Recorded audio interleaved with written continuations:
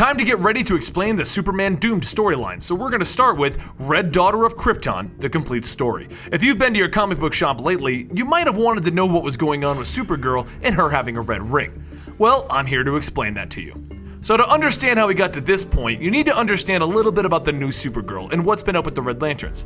Supergirl is basically the same Supergirl we know in her origin. She crash landed on Earth years after her cousin, but before crash landing, she was rotating around the sun's orbit the whole time, basically supercharging her to be potentially more powerful than Superman himself. But she doesn't know how to contain her powers like he does. Now, add that to the fact that she doesn't understand much English and she's feared by everyone on Earth, and she has this whole last girl of Krypton thing going on. She's been mostly depressed about everything. But she's been depressed with the sheer power that she has, which has led to a lot of angry destruction. The very angry destruction that she doesn't care to control anymore. Over on the Red Lantern side at this time, Guy Gardner has infiltrated the Red Lanterns to spy on Atrocitus for Hal Jordan. While Guy Gardner is fed up with being second fiddle to every other Green Lantern, he has gone ahead and chosen to remove Atrocitus' ring and rule the Red Lanterns as their leader. He's also a very angry guy trying to control his anger. Let's go ahead and start the story then. Weeks ago, before Guy Gardner showed up and removed him from power, Atrocitus decided to send off hundreds of Red Lantern rings. He felt that it was time for the Red Lanterns to be a feared entity in the universe once again. A Red Lantern ring is drawn to someone with massive hate and anger in their heart.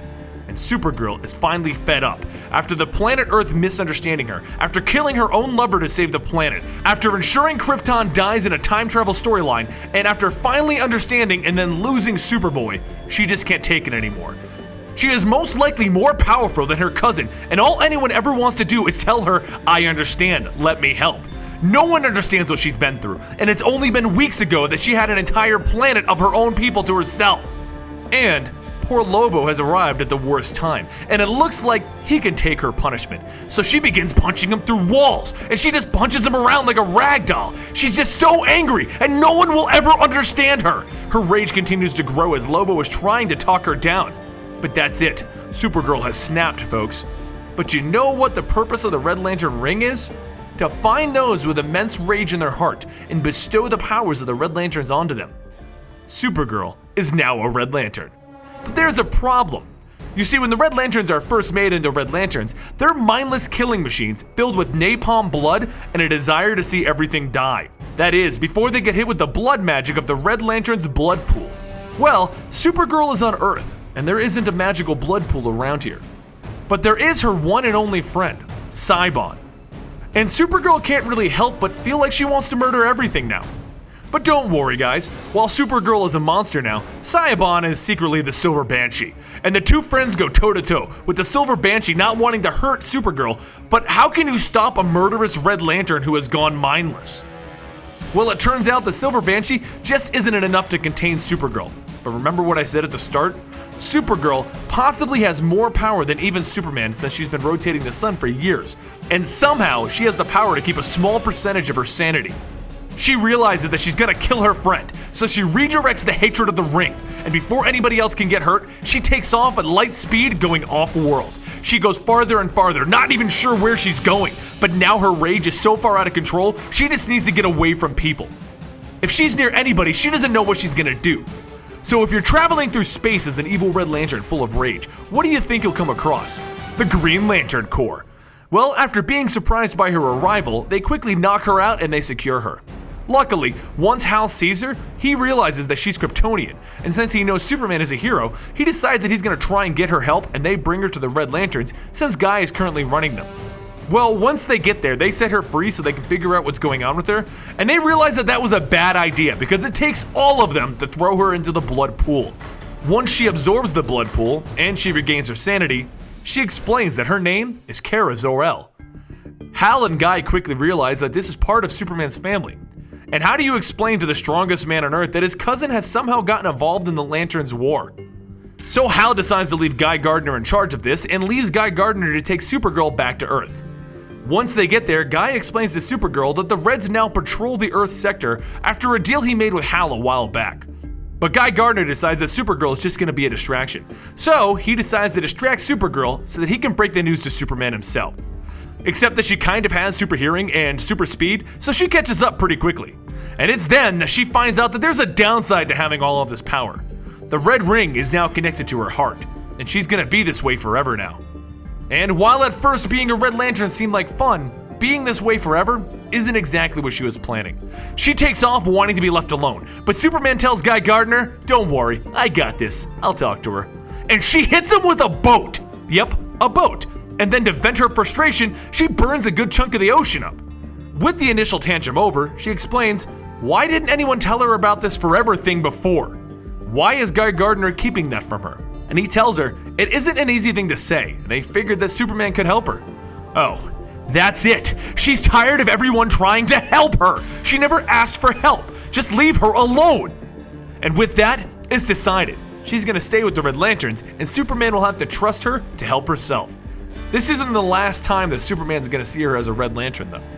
At this point, she joins the Red Lanterns in their war against Atrocitus and his Red Lanterns. That's a whole different story that she becomes a part of. But during it, she befriends Bleeze and learns how to control herself a bit. She also learns that having strength just isn't enough. You also need brains and power. And she learns quite a bit with the Red Lanterns, but then we need to get back to an earlier character in the Supergirl storylines, the World Killers. These are the creations of Krypton that she fought early in the comic book history, and now they're looking for her. Well, eventually, Guy Gardner does the right thing. The Reds are about to go to war with themselves, and Guy Gardner doesn't think anyone is going to walk away from it. So, he kicks Supergirl out of the Red Lanterns, and he tells her that Mogo might be able to cure her. They have a tearful goodbye after everything that he's taught her. Now that she knows how to control her rage, she heads off to try and get this ring removed, but not before stopping by to see her cousin. You see, Superman during this whole time has been taken over by the Doomsday virus and is losing control to his own hatred, anger, and destruction. So who better to talk to him about how to control it than his Red Lantern cousin? After imparting a few words, she heads off, until she gets caught in a net by the World Killer's leader. He jumps right into a fight with her in space. So now we have a Red Lantern Supergirl, potentially the most powerful being in the universe, fighting against the World Killer leader in space. Does this beat Russian spacefarers from Hulk?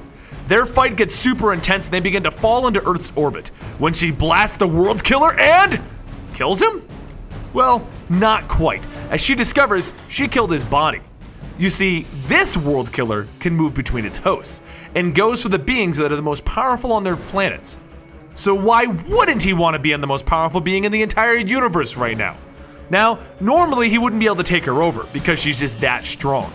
Except that recently, Earth was blasted with a kryptonite nuke, and the entire atmosphere is now filled with kryptonite to weaken Super Doomsday, which is what forced him to go into space to begin with. So Supergirl is slowly falling into a kryptonite-filled Earth with a being trying to take over her body, and she just can't fight against him. The kryptonite in the air is getting too strong. No one wants to be around her, and removing this ring will kill her. That's it. She'll kill herself, and kill the World Killer at the same time. It's the only thing that she can do to become worth something. She musters up just enough strength to hold the World Killer back, and she orders her ring to hyperjump her to the sun. She wants to remove the ring in the sun, killing herself and burning the World Killer up, since the heat will kill his form if it's not in a host. But even though she kills herself, it didn't work. The World Killer survived, and now he's gonna take over Superman's body. I mean, he's hosting Doomsday right now. That should be some good power right there. But wait, what? Supergirl survived removing the red ring and she's back to normal at full power, and she uppercuts the World Killer and just throws him directly into the sun. How much power does she have? No one has ever removed a red ring. That's just impossible. And even she's thinking about that. But before we can explore what kind of power she actually has, she needs to get back to Earth. You see, while all of this has been going on, Superman got infected by Doomsday, Brainiac has attacked, and the world is about to end. So, as soon as Superman Doomed ends, we'll continue this story. And until then, please subscribe to the channel, hit us up on Twitter, Facebook, and Google+, and I really hope you enjoyed this story, and I'll see you guys next time right here